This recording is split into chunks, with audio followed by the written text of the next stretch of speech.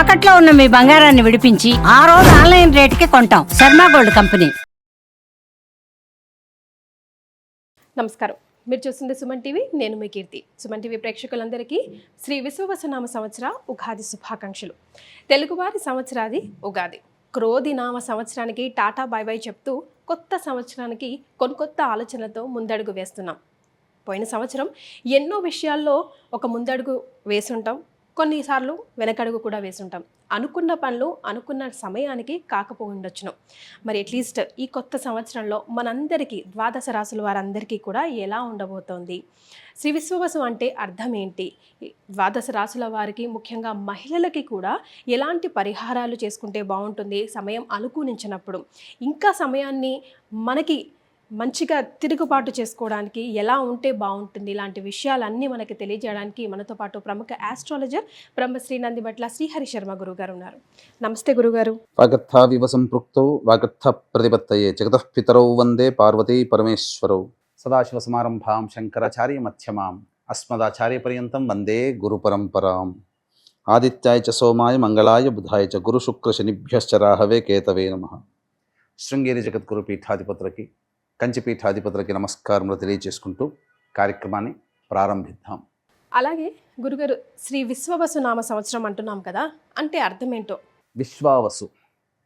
విశ్వావసు అనగా విశ్వాసము కలిగినటువంటిది, నమ్మదగినటువంటిది అనేటువంటి అర్థంగా చెప్పవచ్చు.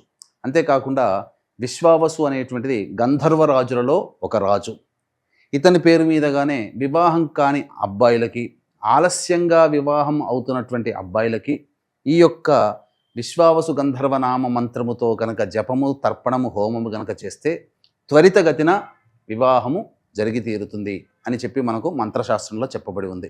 ద్వాదశ రాశుల్లో భాగంగా సింహ రాశి వారికి ఎలా ఉంటుందో గురుగారు ఒకసారి తెలియజేస్తారా? ఈ విశ్వావసు నామ సంవత్సరంలో సింహరాశిలో జన్మించినటువంటి వారికి ఏ విధంగా ఉండబోతుందో తెలుసుకునే ప్రయత్నం చేద్దాం.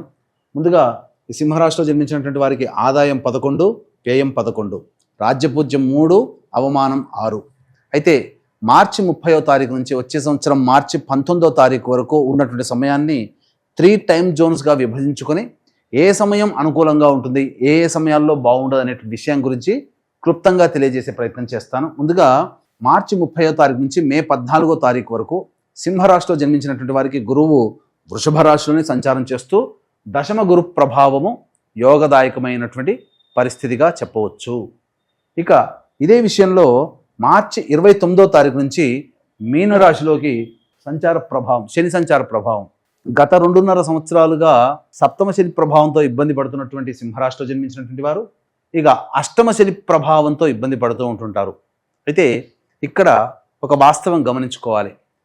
సింహరాశిలో జన్మించినటువంటి వారు 2006వ సంవత్సరం మరియు 2009వ సంవత్సరం మధ్య కాలంలో ఎలాంటి సమస్యలు ఎదుర్కొన్నారో అటువంటి సమస్యలు సింహరాశిలో జన్మించినటువంటి వారు కొంత ఎదుర్కోక తప్పదు.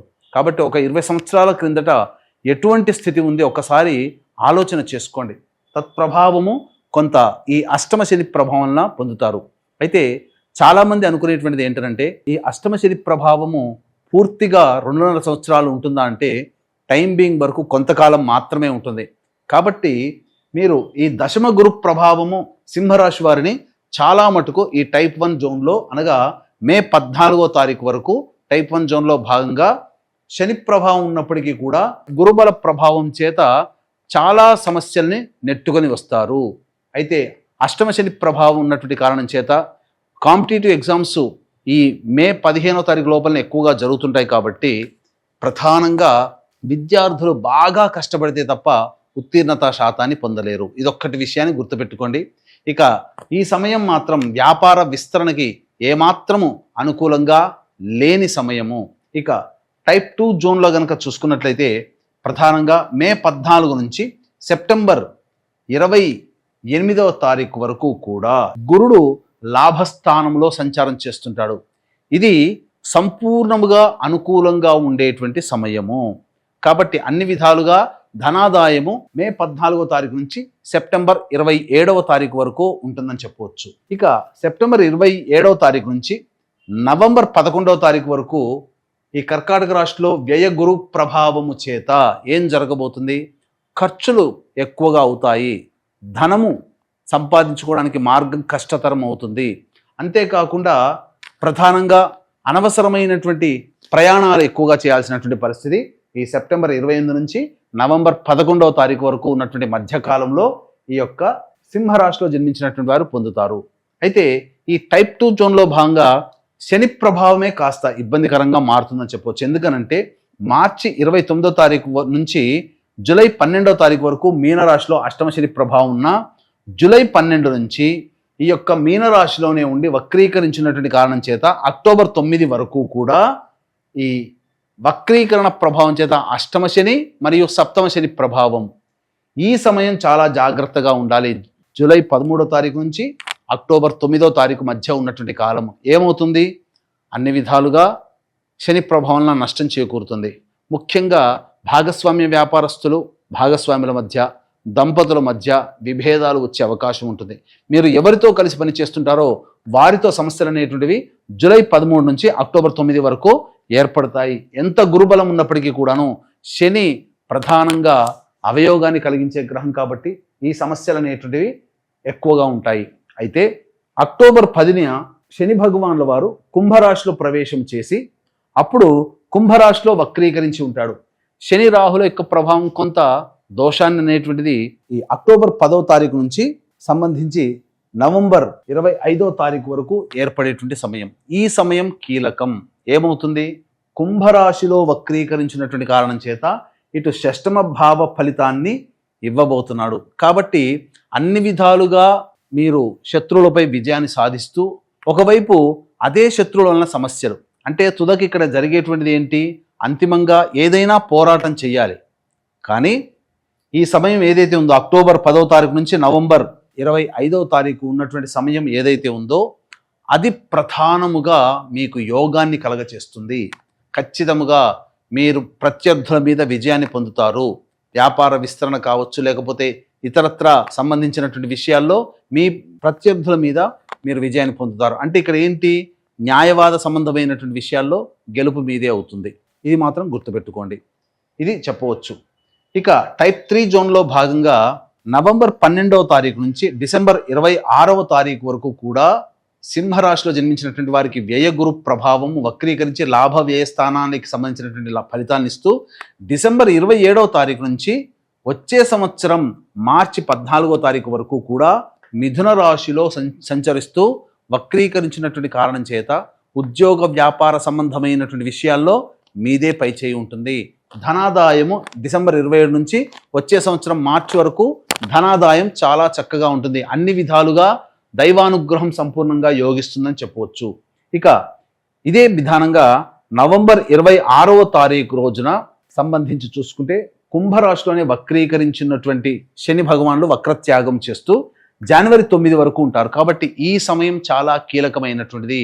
నవంబర్ 26 నుంచి జనవరి 9 వరకు కూడా ప్రధానంగా సప్తమ శని ప్రభావము చేత కింది స్థాయి వాళ్ళ యొక్క సహాయ సహకారాలు మీకు అందడం, శని బలం పెరుగుతూ ఉండడం, ఈ కారణం చేత ఇటు గురుబలము ఇటు శని బలం పెరుగుతున్నటువంటి కారణం చేత యోగాన్ని పొందేటువంటి అవకాశం ఎక్కువగా ఉంటుంది. యోగము అవయోగం అంటే ఏమీ లేదని. యోగం అంటే కాలం కలిసి వస్తుంది, అవయోగం అంటే కాలం కలిసి రాదు. ఏ వృత్తి ఉద్యోగ వ్యాపారాలున్నా, ఏ సమస్యలతో ఏ సంబంధించినటువంటి పరిస్థితుల్లో ఉన్నా అని గమనించాలి. ఇక జనవరి 10 నుంచి మీనరాశిలోనే అష్టమ శని ప్రభావం అనేటువంటిది జనవరి 10వ తారీఖు నుంచి వచ్చే సంవత్సరం వరకు ఉంటుంది. కాబట్టి అష్టమ శని ప్రభావం అనేటువంటిది కొంతకాలం మాత్రమే ఈ యొక్క సింహరాశిలో జన్మించినటువంటి వారికి ఉంటుందని చెప్పవచ్చు. ముఖ్యంగా శని బలం లేని కారణం చేత విద్యార్థులు చాలా కష్టపడితే కానీ ఫలితాలు పొందనటువంటి పరిస్థితి. కాబట్టి చెడు సహవాసాలు లేకుండా కష్టపడే ప్రయత్నం చేయండి. విద్యార్థులు చాలా మంచి స్థితికి చేరుకుంటారు. అయితే ఈ యొక్క సింహరాశిలో జన్మించినటువంటి రాజకీయ రంగ ప్రముఖులకి చాలా మటుకు కష్టములు తప్పవు. అంటే ఏంటి? ధనము మంచినీళ్ళగా ఖర్చు అవుతుంది. అంతేకాకుండా ప్రయోజనము లేని ఖర్చులు అవుతాయి. తద్వారా సంపాదించుకున్నంత నష్టపోతారు. కాబట్టి ఎక్కడ తగ్గాలో అక్కడ తగ్గి ఉండండి. అనవసరంగా గొప్పలకి పోయి డబ్బుల్ని ఖర్చు పెడితే రాజకీయ నాయకులకి మిగిలింది ఏమీ ఉండదు. ఈ యొక్క సంబంధించినటువంటి సింహరాశిలో జన్మించినటువంటి సినీ కళారంగంలో ఉన్నటువంటి వాళ్ళకి అన్ని అవకాశాలు దగ్గర దాకా వచ్చి వెనక్కి వెళ్ళిపోతాయి. ఇక మీ సొంతం అవుతుందన్న ప్రాజెక్టు వేరే వాళ్ళకి వెళ్ళిపోతుంది, చేజారిపోతుంది. కాబట్టి దైవానుగ్రహం తప్పనిసరి. దైవానుగ్రహంతోనే సినీ కళారంగంలో ఉన్నటువంటి వాళ్ళందరూ కూడా పైకి ఎదుగుతారు అనేటువంటి విషయాన్ని గుర్తుపెట్టుకోవాలి. ఇక రైతులకైతే ద్వితీయార్థం అనగా రెండవ పంటనే చాలా మేలు చేస్తుంది. ఇక మిగిలినటువంటి అన్ని సంబంధమైనటువంటి వృత్తి ఉద్యోగ వ్యాపారాల్లో ఉన్నటువంటి వాళ్ళకి మాత్రం చాలా గడ్డు కాలం అనే చెప్పవచ్చు. అన్నిటికంటే ప్రధానముగా ఈ సంబంధించినటువంటి ప్రైవేట్ రంగంలో కానీ ప్రభుత్వ రంగంలో పనిచేస్తున్నటువంటి ఉద్యోగస్తులు ఎవరైతే ఉంటారో వాళ్ళకి ఇష్టము లేని చోట బదిలీలు అయ్యేటువంటి అవకాశము గోచరమవుతుంది. కాబట్టి జాగ్రత్తలు పాటించండి. రైట్. మరి సింహరాశిలో జన్మించిన మహిళలకి ముఖ్యంగా ఎలా ఉండబోతుంది శ్రీ విశ్వవసనామ సంవత్సరం? ఈ యొక్క సింహరాశిలో జన్మించినటువంటి మహిళలకి ఏమాత్రం కూడా కాలం కలిసి రాదు. ఇటు గురుబలము శనిబలం తక్కువగా ఉండడం, అంతేకాకుండా దంపతుల మధ్య విభేదాలు వచ్చే అవకాశము గోచరమవుతుంది. కాబట్టి శని కుంభరాశిలో సంచారం చేస్తున్నటువంటి సమయం ఎప్పుడు? ఈ యొక్క జూలై 13వ తారీఖు నుంచి నవంబర్ 26వ తారీఖు మధ్య ఉన్నటువంటి కాలం మాత్రం అనుకూలంగా ఉండదు. దంపతుల మధ్య, భాగస్వామ్య వ్యాపారస్తుల మధ్య విభేదాలు వచ్చే అవకాశం ఉంటుంది. అది తీవ్ర స్థాయిలో ఉండే అవకాశం ఉంది. కాబట్టి తగ్గి ఉండే ప్రయత్నం చేయండి. మీరు ఎంత గొప్పగా మీరు అనుకున్న ఎదుటి వాళ్ళు మిమ్మల్ని గొప్పగా చూసుకోరు. అంటే ఏంటి? మీకు మీరే అనుకుంటారు తప్ప ఎదుటి వాళ్ళకి గౌరవం అనేటువంటిది దక్కదు. అంతేకాకుండా కుటుంబంలో అప్పటి వరకు మీకు బాధ్యతగా, మీ పట్ల బాధ్యతగా మెలిగిన వాళ్ళు నిర్లక్ష్యం చేసే అవకాశాలు ఎక్కువగా ఉంటాయి. మీ మాట వినే సంతానం మాట వినకపోవచ్చు. అంతేకాకుండా అప్పటి వరకు మిమ్మల్ని గౌరవంగా చూసినటువంటి స్నేహితులు కానీ ఇతరత్ర వ్యక్తులు కానీ మీ పట్ల కొంత ఈర్ష్య అసూయ భావంతో కానీ లేకపోతే కోప స్వభావంతో కానీ ద్వేషముతో కానీ ఉండే అవకాశం ఉంటుంది. కాబట్టి జాగ్రత్తలు పాటించండి. ఏది ఏమైనప్పటికీ కూడాను అంతా మన మంచిగా అనేటువంటి విషయాన్ని గమనిస్తూ అదే విధంగా ఆలోచన చేసుకుంటూ మీరు కాలాన్ని వెళ్లబిచ్చుకునే ప్రయత్నం చేయండి తప్ప మీరు కోపోద్రిక్తులు అయ్యేటువంటి అవకాశము తక్కువగా ఉండే ప్రయత్నం చేయండి. ఎందుకనంటే మీ కోపమే మీకు శత్రువుగా మారుతుంది. ఇక సంతానం కోసం ఎదురు చూసేటువంటి వాళ్ళకు కాలం కలిసి వచ్చేంత వరకు ఆగడం మంచిది. సంతాన నష్టం గోచరం అవుతుందని చెప్పొచ్చు. ముఖ్యంగా అనారోగ్య సమస్యలు అంటే ఏంటి? ప్రధానంగా సర్వికల్ ప్రాబ్లమ్స్ ఈ యొక్క సింహరాశిలో జన్మించినటువంటి మహిళలకు ఏర్పడబోతున్నాయి. కాబట్టి జాగ్రత్తలు పాటించండి. మరి వీరంతా కూడా సింహరాశిలో జన్మించిన వారు ఎలాంటి పరిహారాలు పాటిస్తే మరింత ఈ లైఫ్ అంతా కలిసి వస్తుంది ముఖ్యంగా ఈ సంవత్సరంలో? ఈ సింహరాశిలో జన్మించినటువంటి స్త్రీ పురుషులందరూ కూడా ప్రధానంగా దైవానుగ్రహము తక్కువగా ఉంది. అలాగే శని రాహు కేతుల యొక్క ప్రభావం కూడా అధికంగా ఉన్నటువంటి కారణం చేత అవకాశం కుదిరినప్పుడల్లా నవగ్రహ శాంతి చేయించుకోవడం చాలా మంచిది. అంతేకాకుండా మీ సమస్య పరిష్కారం కావాలనేటువంటి ఉద్దేశంతో ప్రతి గురు శనివారాలు నవగ్రహాల చుట్టూ శివాయ నమః అంటూ 27 ప్రదక్షిణలు చేసి అభిషేకము, ఈశ్వరుడికి అభిషేకం జరిపించుకోండి. వీలైనప్పుడల్లా ఎప్పుడైనా బయటికి వెళ్ళినప్పుడు, ప్రధానంగా బయటికి వెళ్ళినప్పుడు పెద్దల ఆశీర్వచనం తీసుకునే ప్రయత్నం చేయండి. తప్పకుండా మీరు విజయాన్ని పొందుతారు. అంతేకాకుండా ఈ యొక్క సింహరాశిలో జన్మించినటువంటి వారికి మీ యొక్క సంకల్పం ఈ సంవత్సరం నెరవేరాలి. అలాగే మీరు సమస్యలు ఎదుర్కొన్నప్పుడు దగ్గరలోని మీ యొక్క జాతకాన్ని దగ్గరలోని పండితులకు చూపించినప్పుడు అటువంటి పండితులు ఎటువంటి పరిహారాలు చేసుకోమని చెబుతారో అటువంటి పరిహారాలన్నీ కూడా సకల దోష నివారణ పూజల హోమాలలో భాగంగా ప్రతి నెల ఒక్కొక్క క్షేత్రంలో చేయించడం జరుగుతుంది. దాదాపుగా 18-20 రకాల హోమాదులు. దీనికి శ్రీకారం మాత్రం మహామహిమాన్వితమైనటువంటి సుప్రసిద్ధ కాశీ క్షేత్రంలో ఏప్రిల్ 18వ తారీఖు రోజున జరపడం జరుగుతుంది. అవకాశం ఉన్నటువంటి వాళ్ళు ఇట్టి సంకల్ప సిద్ధి సర్వదోష నివారణ పూజల హోమాలలో మీ కుటుంబ సభ్యుల గోతనామాలతో మీరు సభ్యులుగా నమోదు చేసుకోవచ్చు. అవకాశం ఉన్న వాళ్ళు కార్యక్రమం తదనంతరం కాంటాక్ట్ చేసి వివరాలు తెలుసుకోండి. గురుగారు, మరి ఆరోగ్యపరంగా కూడా వీరికి ఎలా ఉంటుందో ఒక్కసారి తెలియజేయండి. ఈ సింహరాశిలో జన్మించినటువంటి వారికి కొన్ని సమయాలు అనుకూలంగా ఉండవు. అనగా వాహన ప్రమాదాలు కానీ, ఆరోగ్యం పట్ల శ్రద్ధ వహించడం కానీ, లేదా ఇతరత్ర ధనపరంగా, కుటుంబపరంగా, ఉద్యోగపరంగా కొన్ని సమయాలు అనుకూలంగా ఉండవు. కాబట్టి ఏ సమయంలో అనేటువంటివి మనం తెలుసుకుందాం. అక్టోబర్ 26వ తారీఖు నుంచి డిసెంబర్ 5వ తారీఖు, వచ్చే సంవత్సరం ఫిబ్రవరి 23వ తారీఖు నుంచి మార్చి 19వ తారీఖు వరకు, ఈ సంవత్సరం జూలై 27వ తారీఖు నుంచి సెప్టెంబర్ 11వ తారీఖు వరకు జాగ్రత్తలు పాటించండి. ధన నష్టము, కుటుంబ సభ్యులతో విభేదాలు, వాహన ప్రమాదాలు చోటు చేసుకోవడం, లేదా ఆరోగ్యపరంగా ఆపరేషన్స్ చేసుకోవాల్సినటువంటి పరిస్థితి ఏర్పడుతుందని చెప్పవచ్చు. రైట్. సో ఉద్యోగం చేసే వాళ్ళకి, కొత్త ఉద్యోగంలో చేరాలనుకునే వారికి, లేదంటే వ్యాపారాలు విస్తరించాలనుకున్న వాళ్ళకి, వ్యాపారాలు కొత్తగా మొదలు పెట్టాలి అనుకున్న వారికి మరి ఈ సంవత్సరంలో ఏ సమయం అనుకూలంగా ఉంటుంది ఒకసారి తెలియజేస్తారా గురుగారు? ఇక ఈ యొక్క సింహరాశిలో జన్మించినటువంటి నిరుద్యోగస్తులు ఎప్పుడు ఉద్యోగము, అలాగే ఆల్రెడీ ఉద్యోగం చేస్తున్నటువంటి వాళ్ళు వేరే సంస్థలో ఉద్యోగ ప్రయత్నము, అలాగే వృత్తి వ్యాపార విస్తరణ, నూతన వ్యాపారం చేయాల్సినటువంటి సందర్భాల్లో ఏ సమయంలో అనుకూలంగా ఉంటాయో తెలియచేసుకుందాం. ఈ సంవత్సరం అక్టోబర్ 17 నుంచి నవంబర్ 15 మధ్యకాలము, వచ్చే సంవత్సరం జనవరి 14వ తారీఖు నుంచి ఫిబ్రవరి వచ్చే సంవత్సరం 13వ తారీఖు వరకు, ఈ సంవత్సరం మే 14 నుంచి జూలై 15వ తారీఖు వరకు సంపూర్ణంగా ఉద్యోగస్తులకి, వ్యాపారస్తులకి, వృత్తిలో ఉన్నటువంటి వాళ్ళకి అనుకూలమైనటువంటి కాలంగా చెప్పొచ్చు. ఏది ఏమైనా తర్వాత చెప్పొచ్చేది ఏమిటంటే, ఈ సింహరాశిలో జన్మించినటువంటి పురుషులకి, మహిళలకి వివాహం కావడం చాలా కష్టంతో కూడుకున్నటువంటిది. కాబట్టి దైవానుగ్రహం పొందే ప్రయత్నం చేయండి. ఇట్టి దైవానుగ్రహం అందరికీ అందించాలనేటువంటి ఒక సదుద్దేశంతో ప్రతి నెల ఒక్కొక్క క్షేత్రంలో ఈ యొక్క మీ సంకల్పం నెరవేరడం, మీ జాతకరీత్యా దోషాలు తొలగిపోవడం కోసం సంకల్ప సిద్ధి, సకల దోష నివారణ పూజల హోమాలు అనేటువంటి చేయించడం జరుగుతుంది. దీనికి శ్రీకారం మాత్రం సుప్రసిద్ధ మహిమాన్విత కాశీ క్షేత్రంలో ఏప్రిల్ 18వ తారీఖు రోజున జరిపించడం జరుగుతుంది. కాబట్టి అవకాశం వాళ్ళు ఈ కార్యక్రమంలో మీరు సభ్యులుగా చేరవచ్చు. చాలా సంతోషం అండి, ధన్యవాదాలు. సర్వం శ్రీ ఉమామహేశ్వర పరబ్రహ్మార్పణమస్తు.